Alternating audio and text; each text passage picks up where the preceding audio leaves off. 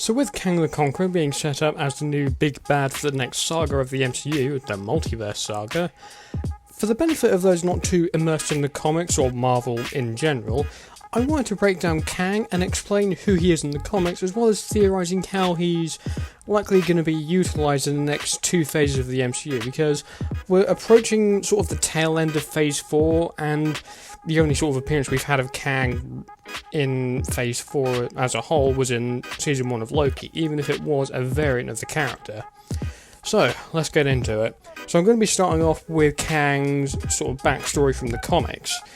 Now, Kang's history in the comics is probably very complicated to say the least, because he's had ties to the Avengers, the Young Avengers, and even the Fantastic Four. Now, Kang, whose real name is Nathaniel Richards, is from an alternate dimension designated Earth 6311, where humanity never went into the Dark Ages, and then things get tied up with time travel and alternate selves, and whatnot, but the important thing to remember is that Kang loves one thing: time travel. Kang has also created other versions of himself inadvertently over the years, including the superhero Iron Lad, and another version of himself known as Immortus. But Kang's entire history is surrounded in time travel, alternate timelines, and parallel universes. So he seems like the right candidate to become the next big bad for this new MCU saga. So moving on to Kang's powers, which I think are actually pretty interesting, because he doesn't really have the conventional powers such as energy blasts and whatnot, but he is a very skilled combatant, and has held his own against some of the best fighters in the Marvel Universe. However, Kang himself also carries an arsenal of very impressive gadgets and weaponry, including his armour, which is produced from a synthetic alloy from the 40th century, which also grants Kang many of his abilities such as enhanced strength, durability, an anti-gravity device which sort of gives him the ability to fly, a video communicator, concussive bolts, and his suit also gives him the ability to actually travel through time. And he can also summon any known weapon to him through the time streams, like he could even summon himself like an assault rifle or something. And he also has the power to produce electrical shocks. And some of his more handheld gadgets include a hover pad and a survival kit. Now, in my opinion, I think Kang the Conqueror is actually going to be utilised very differently than his comic counterpart. In the Loki finale, we meet He Who Remains, the good variant of Kang, and much like Loki, has multiple versions of himself that were all very much evil. This seems to be how Kang is going to be utilised in phases 5 and 6 of the MCU, because whenever Kang's going to make an appearance in these next two phases from now on, it seems to me like each appearance will be just another variant of him from another universe or timeline. So by my estimate, I think there's going to be at least 4 or 5 projects that I think Kang is going to likely show up in, confirmed or not.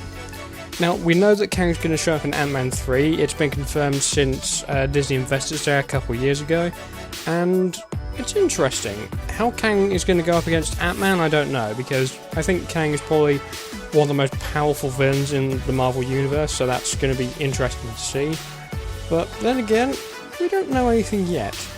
Now, I also think Kang is going to have some kind of role in Season 2 of Loki. It's not been confirmed officially by anyone over at Marvel, or any insiders as far as I know, but it seems like the most likely option. Although Ramona, or as she's known in the comics, Ravonna Renslayer, will likely play a huge role as well, since the TVA is pretty different now. Now, obviously we know Kang is going to show up in one of the Avengers films, aptly titled The Kang Dynasty, but it seems to me like we're going to get a new Avengers team facing off against Kang, and this will apparently, as far as I know, lead into Secret Wars, the Avengers film coming after the Kang Dynasty. And at a stretch, but I don't know for sure, I think Kang could potentially show up in Fantastic Four. However, there is the possibility of Doctor Doom possibly being included in that, since he is likely appearing in Black Panther 2 from what I've heard. So that's going to be interesting. Now, in terms of how Kang's going to be set up, I think he's going to have more of a setup than Thanos, because Thanos showed up less times before, like, he became the big bad. Like, we knew he was probably going to be the big bad after the first Avengers. Like, we knew that was going to happen in the future. So Thanos showed up in the post-credit scene of Avengers, he showed up in sort of a cameo in Guardians of the Galaxy, he showed up in an end credit scene for Avengers 2 where he grabs the Infinity Gauntlet, and then until Infinity War, that's pretty much it.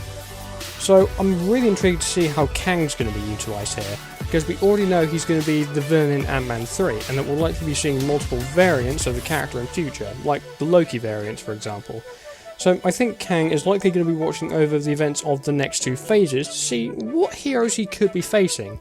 So he might be presiding over the events of Black Panther 2 for example, or the Marvels, or Guardians Volume 3. I'm not sure if any of those characters could show up, but it's more than likely. And he could even jump to different universes or different timelines and see other heroes he could end up facing in Secret Wars, should Kang appear in that as well. I think there are theories out there circulating that Doctor Doom could kill Kang and then take over, but we don't know that for sure. So yeah. And that does it for this video. If you enjoyed it, then be sure to like and subscribe. Thanks for watching, and I will see you all soon. Take care, everyone.